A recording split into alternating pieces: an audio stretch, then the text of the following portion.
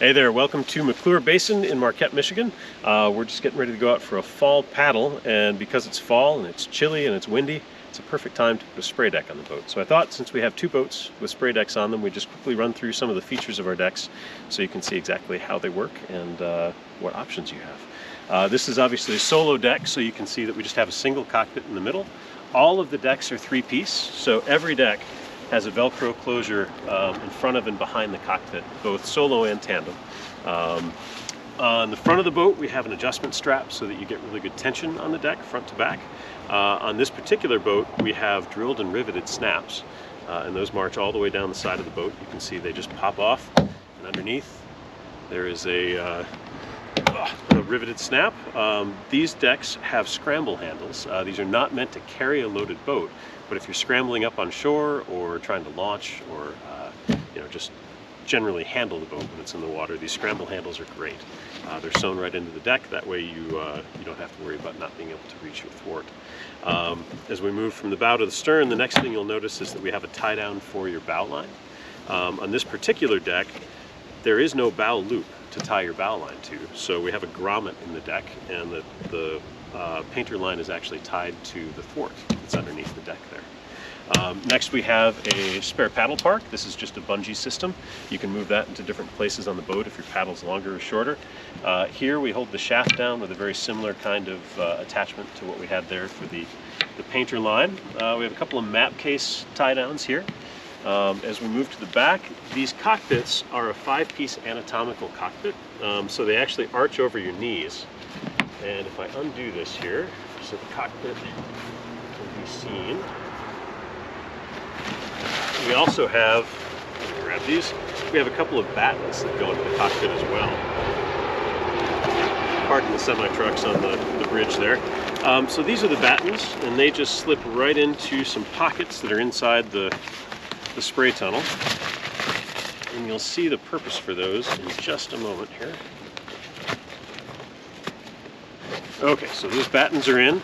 The spray tunnels have a front Velcro closure so that you can get in and out quickly and easily. I'm just sealing that closure up even though nobody's in the tunnel. So you can see that when you're sitting in the boat, those battens keep the deck arched over your knees so that it sheds water. In the back here, you can tighten this up using your draw cords, so it's tight around your body and your life jacket. You can use these cord locks to secure that. And if you need to get out, you just yank on the red handle, and you can very quickly get out of the boat by splitting the Velcro so that you can bail if you need to. So those are the tunnels that we use on our spray decks. As you move to the back of the boat, once again you have your spare paddle park for another spare paddle in the back, and then a stern painter line with a stern scramble handle as well. All of these decks are 3-piece, so if I unsnap this, you can see it's just secured with Velcro. And the way that we set these up, you can very easily paddle with on a solo boat just the bow and the stern sections. So you can leave the center section off. It's a nice day, but you still like a bow and a stern section. If it's really nasty, you can add the middle section back in. And on a tandem boat, which we'll show you in just a moment, it's the exact opposite, so that you can leave the center section on and leave the bow and the stern cockpit sections out. So that is a solo spray deck. Let's go check out a tandem. And here we are with a tandem deck. This is on a North Star Polaris. The big differences that you'll see right away are that obviously this has 2 cockpit openings, one for the bow, one for the stern. And as I mentioned a moment ago, it's this center section that you can leave on the boat if you don't want to paddle with the bow and stern sections. You just want to cover the center section and cover your gear. You can just paddle with the center section. Because it is a tandem deck, we have to have a place for the spare paddles, and that obviously is on the center deck. We can't put it on the bow and the stern the way that we did for the solo boat. So spare paddles go in the middle.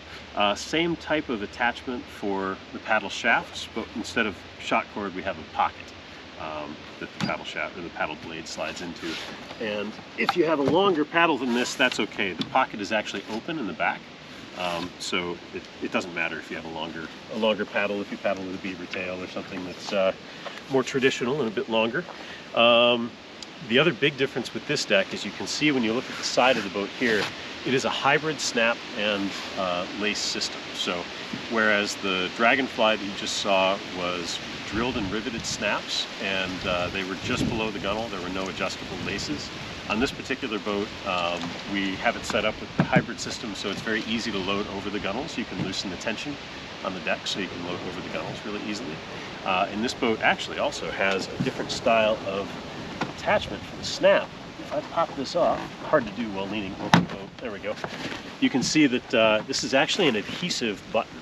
So instead of being the drilled and riveted version, on this boat we actually are using YKK snad adhesive snaps that just stick to the boat. They stick quite well, and they work very, very well, especially on tandems and hybrid snap and lace systems where it's a little bit lower on the boat, where the boat's a little bit flatter, where you don't have quite as much contour here. But those are the major differences between the solo and the tandem. Otherwise, scramble handles, you know, the bow and the stern painter line tie downs, all of that stuff, it's still the same. Cockpit's the same, you just have twice as many. So there you go, tandem boat.